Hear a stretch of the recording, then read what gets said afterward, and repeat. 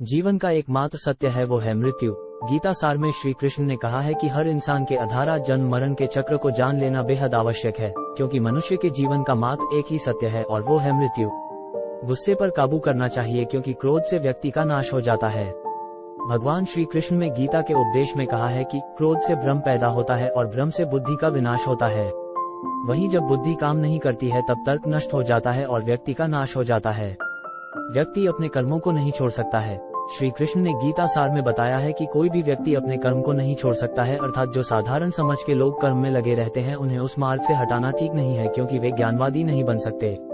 वहीं अगर उनका कर्म भी छूट गया तो वे दोनों तरफ से भटक जाएंगे। मनुष्य को खुद पर विश्वास करना चाहिए। श्रीमद् भगवद गीता में श्री कृष्ण ने उपदेश दिया है कि हर मनुष्य को खुद पर पूरा भरोसा रखना चाहिए, क्योंकि जो लोग खुद पर भरोसा करते हैं वो निश्चय ही सफलता हासिल करते हैं।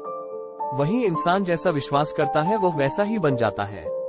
अच्छे कर्म करें और फल की इच्छा ना करें। जो लोग कर्म नहीं करते और पहले से ही परिणाम के बारे में सोचते हैं, ऐसे लोगों के लिए गीता सार का यह उपदेश बड़ी सीख देने वाला है। मनुष्य की इंद्रियों का संयम ही कर्म और ज्ञान का निचोड़ है। जाहिर है कि मनुष्य के सुख और दुख में मन की स्थिति एक जैसी नहीं रहती है। सुख में मनुष्य ज्यादा उत्साहित हो जाता है और दुख में वो बेकाबू हो जाता है। इसलिए सुख और दुख दोनों में ही मनुष्य के मन की समान स्थिति हो, इसे योग ही कहा जाता है।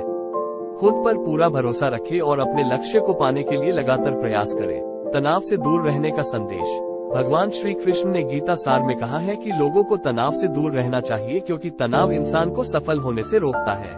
मनुष्य को देखने का नजरिया। गीता सार में मनुष्य को देखने के नजरिए पर भी संदेश दिया गया है। इसमें लिखा गया है, जो ज्ञानी व्यक्ति ज्ञान और कर्म को एक रूप में देखता है उसी का नजरिया सही है, और जो अज्ञानी पुरुष होता है उसे ज्ञान नहीं होने की वजह से वह हर किसी चीज को गलत नजरिए से देखता है।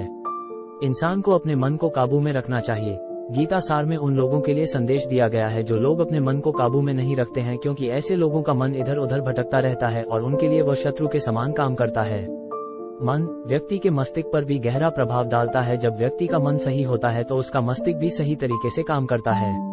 खुद का आकलन करें। गीता सार में ये भी उपदेश दिया गया है कि मनुष्य को पहले खुद का आकलन करना चाहिए और खुद की क्षमता को जानना चाहिए, क्योंकि मनुष्य को अपने आत्मज्ञान की तलवार से काटकर अपने हृदय से अज्ञान के संदेह को अलग कर देना चाहिए। अपना काम को प्राथमिकता दें और इसे पहले करें। अपने काम को पहले प्राथमिकता दें और पहले अपने काम को पूरा करने की कोशिश करें, तभी दूसरे का काम करें, क्योंकि जो लोग पहले अपने काम को नहीं करते और दूसरे का काम करते रहते हैं वे लोग अक्सर परेशान रहते हैं।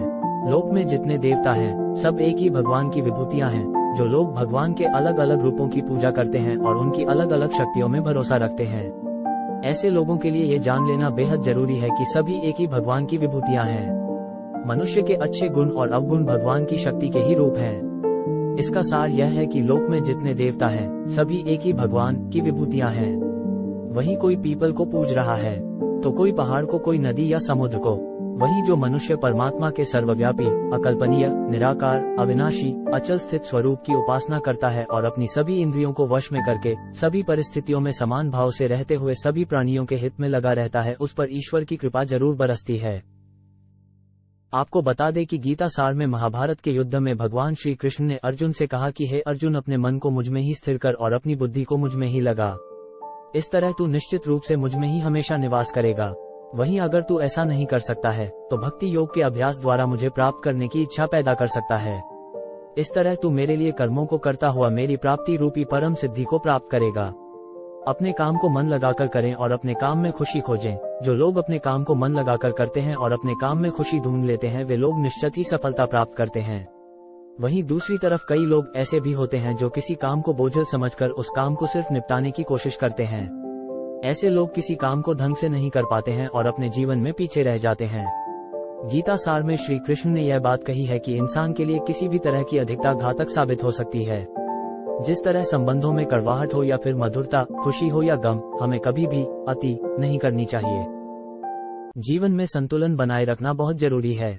जब तक मनुष्य के जीवन में संतुलन नहीं रहेगा वह सुख से अपना जीवन व्यतीत नहीं कर सकेगा, अर्थात मनुष्य को जरूरत से ज्यादा कोई भी चीज करने से बचना चाहिए और अपनी जिंदगी में संतुलन बनाकर रखना चाहिए। स्वार्थी नहीं बने।